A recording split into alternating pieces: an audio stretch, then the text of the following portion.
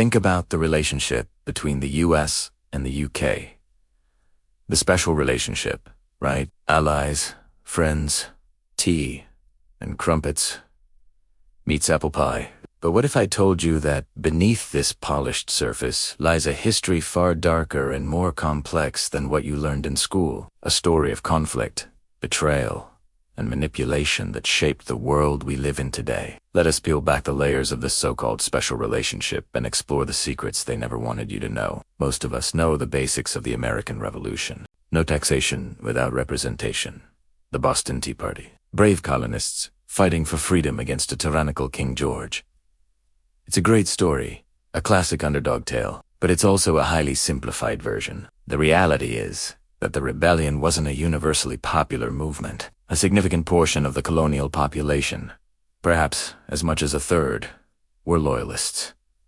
These weren't just aristocrats. They were farmers, merchants, and everyday people who felt a deep connection to Britain. The Patriots, as they called themselves, didn't just debate these loyalists. They were harassed. Their property was confiscated, they were tarred and feathered, and many were forced to flee their homes, becoming refugees. This wasn't just a political disagreement. It was America's first civil war, a brutal, messy conflict that pitted neighbors and even families against each other. And what about the reasons for the war? While taxes were the spark, deeper economic motives were at play. The British Empire was a closed economic system. The colonies were expected to provide raw material, cotton, tobacco, to Britain, which would then sell finished goods back to them at a profit. This system, known as mercantilism, stifled American industry and limited their trade with other nations. Many of the founding fathers, who were also wealthy landowners and businessmen, saw independence not just as a matter of liberty, but as a golden economic opportunity to break free from these restrictions and trade on their own terms. It was as much about profit as it was about principles. So, America wins its independence. Great. Surely, things got better from there, right? Not exactly. Let us fast forward to the War of 1812. Most history books frame this as round 2 of the Revolution, with the British burning down the White House. But a huge, often overlooked aspect of this war was the British practice of impressment. The powerful Royal Navy, constantly in need of sailors for its wars against Napoleon, would stop American ships on the high seas and forcibly kidnap sailors, claiming they were British deserters. Thousands of American citizens were abducted and forced into service. Imagine your country's citizens being seized by a foreign power while legally going about their business. This was state-sponsored kidnapping on a massive scale, a profound violation of American sovereignty that pushed the two nations back to the brink of war. The conflict also had a devastating impact on Native American tribes.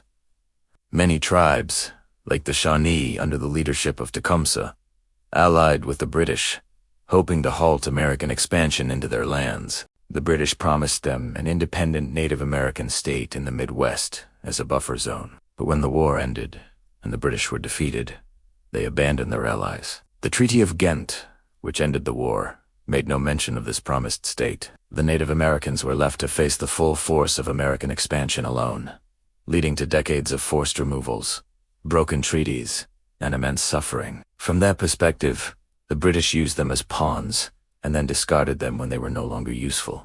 Now, let's jump to the American Civil War. Officially, Britain was neutral.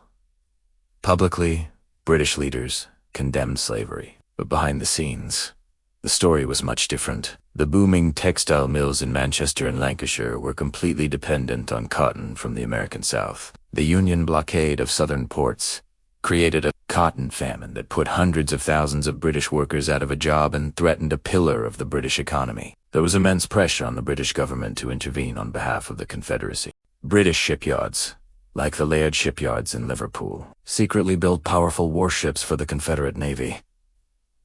These ships, like the CSS Alabama, went on to sink dozens of Union merchant vessels, causing enormous economic damage and prolonging the war. So, while officially neutral, key elements of the British establishment were actively aiding and abetting a slaveholding rebellion. It was only the Union's decisive victory at Antietam and Lincoln's Emancipation Proclamation, which reframed the war as a moral crusade against slavery, that made it politically impossible for Britain to formally intervene. Even as the 19th century ended and the 20th began, the relationship remained one of calculated self-interest, often at the expense of others. During the late 1800s, there was a border dispute between Venezuela and British Guiana. When gold was discovered in the disputed territory, Britain, with its mighty empire, asserted its claim aggressively. Venezuela, a much weaker nation, appealed to the United States for help, citing the Monroe Doctrine, which opposed European colonialism in the Americas. The U.S., eager to establish itself as the dominant power in the Western Hemisphere, sided with Venezuela and issued a stunning ultimatum to Britain. For a moment, it looked like the two English-speaking powers were headed for a third war. Britain, facing challenges elsewhere in its empire and recognizing America's growing power, eventually backed down and agreed to arbitration. This crisis was a turning point. It signaled the decline of British influence in the Americas and the ascent of the United States as the regional hegemon. It wasn't about friendship. It was a cold, hard transfer of power. This pattern of competition and strategic maneuvering continued right into the world wars. Yes, they were allies against a common foe, but even in alliance, there was friction. During World War II, the United States provided Britain with vital supplies through the Lend-Lease program. This is often portrayed as a generous act of an ally helping a friend, but the terms were harsh. Britain was essentially forced to liquidate its overseas assets to pay for American aid. By the end of the war, the United States had supplanted Britain as the world's leading creditor and financial power. The war that saved Britain from Nazi Germany also sealed the fate of its empire and cemented America's position as the new global superpower. Winston Churchill himself lamented that the American financial terms were breaking the back of the British Empire. After the war, this rivalry played out in the shadows of the Cold War.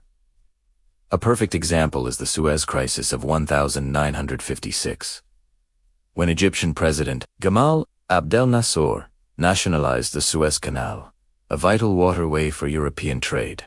Britain and France, along with Israel, conspired to invade Egypt and seize it back. They did this secretly, without informing their main ally, the United States. President Eisenhower was furious. He saw the invasion as a foolish act of old-world colonialism that would push the Arab world into the arms of the Soviet Union. The U.S. used its immense financial power, threatening to sell its holdings of the British pound sterling, which would have collapsed the British economy. Humiliated, the British and French were forced to withdraw. The Suez Crisis was the final, undeniable proof that the British Empire was over, and that Britain could no longer act on the world stage without the explicit approval of the United States. It was a brutal lesson, delivered not by an enemy, but by its closest ally. So, when we talk about the special relationship, what are we really talking about? Is it a genuine friendship based on shared values? Or is it a convenient narrative that papers over a long and often ruthless history of rivalry, betrayal, and a pragmatic transfer of global power? From the brutal suppression of loyalists to the abandonment of Native American allies, the secret support for the Confederacy, and the economic hardball during the World Wars, the history between the US and UK is far more contentious than the story we're usually told. It's a story of two ambitious, powerful nations, often with conflicting interests, whose dance of cooperation and competition has shaped the modern world. The truth, as always, is messy, complicated, and much more interesting than the simple version you learned in class. Thanks for watching. If you found this dive into the hidden history of the US and UK interesting, hit that like button and subscribe for more stories they didn't teach you in school. Let me know in the comments what other historical special relationships you think we should look into. See you next time.